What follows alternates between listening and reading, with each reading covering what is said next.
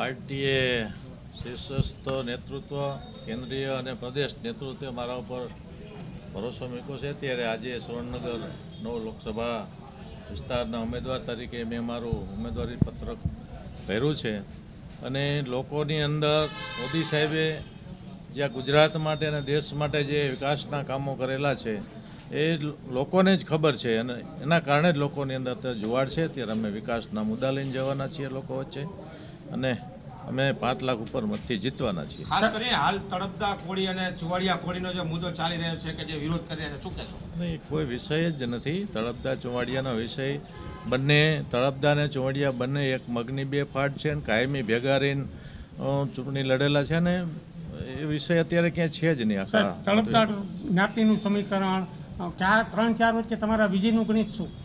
અત્યારે અહીંયા સુરેન્દ્રનગર લોકસભા વિસ્તારમાં એવા કોઈ સમીકરણો વર્તાઈ રહ્યા નથી. લોકો સમગ્ર મોદી સાહેબે જે આ દેશ માટે વિકાસના કામો કરેલા છે એ વિકાસના કામોની જ વાતો થઈ રહી છે. ત્યારે આવા કોઈ નડવાના નથી કારણો.